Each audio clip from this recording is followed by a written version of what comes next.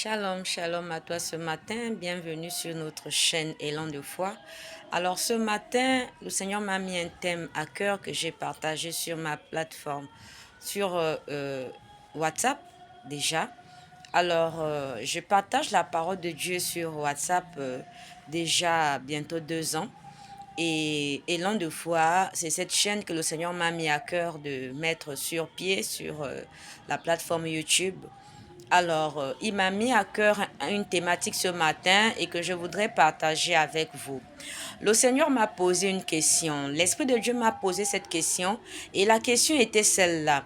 Sers-tu de Dieu ou te laisses-tu servir par Dieu? Parce que beaucoup d'entre nous, qu'est-ce que nous faisons? Au lieu de laisser Dieu se servir de nous, nous nous servons de Dieu. Nous mettons nos intérêts en avant et nous mettons Dieu au second plan.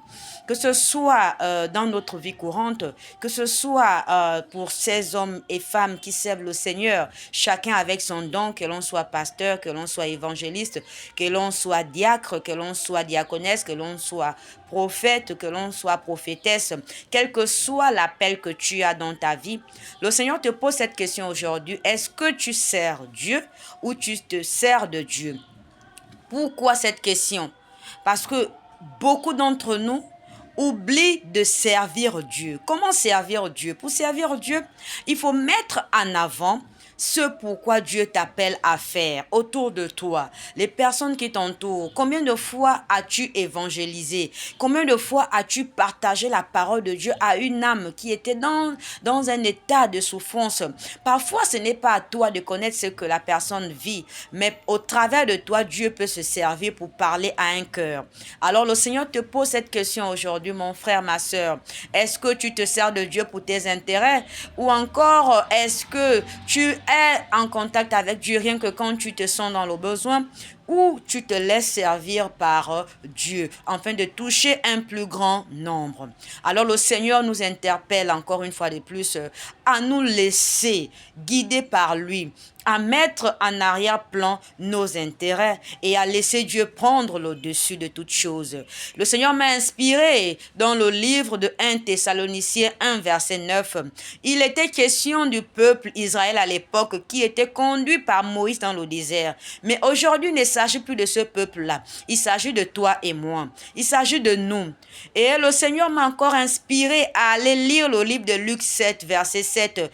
Là où Dieu nous parle de choisir un seul maître. Parce que tu ne peux pas servir Dieu et servir maman. Tu dois faire le choix d'un seul maître. Maman ici ne peut pas seulement être l'argent. Maman peut être cette occupation qui t'empêche de méditer la parole de Dieu. Maman peut être cette situation qui te prend vraiment du temps, qui t'empêche d'avoir la paix, qui t'empêche vraiment de t'épanouir avec le Seigneur, qui t'empêche vraiment de pouvoir communier avec les frères et les sœurs en leur partageant une parole qui va les réconforter.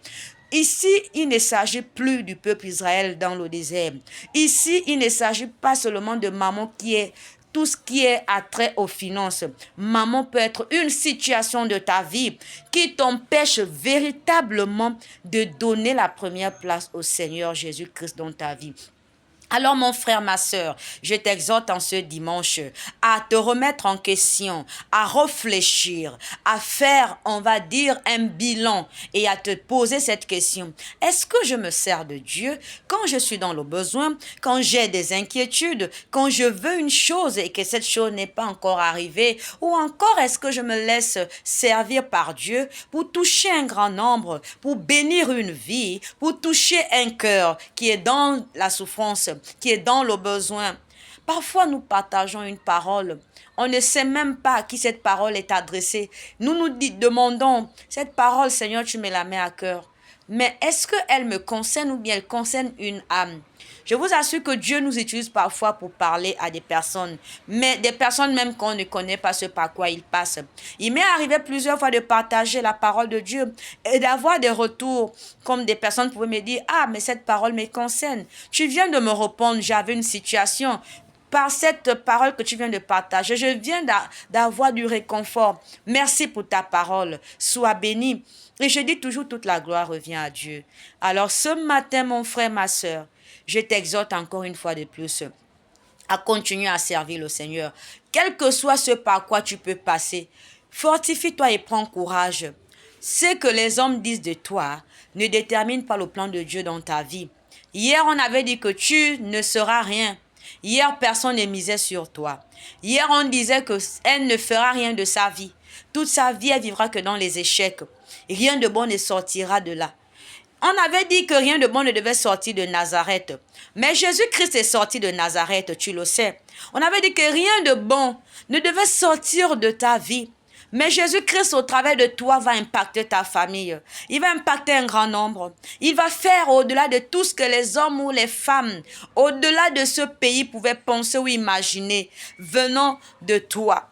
Toi, serviteur de Dieu, toi, servant de l'Éternel, fortifie-toi et prends courage. Alors, en ce mois de juin, je bénis Dieu pour ta vie. Je déclare que du premier jour jusqu'au 30 mai, au 30 juin, autant pour moi, que le Seigneur te bénisse abondamment, que le Seigneur puisse remplir ton grenier chaque jour, que rien ne manque dans ta maison, rien ne manque dans la vie de tes enfants, rien ne manque dans la vie de tes proches, que la santé soit votre partage. Alors je te bénis encore et je t'exhorte encore à suivre tous ces podcasts dans notre chaîne Élan de foi, qui est notre chaîne qui nous amène encore à pouvoir recevoir de Dieu sa parole, à pouvoir être exhorté et à écouter des témoignages touchants. Je vous remercie.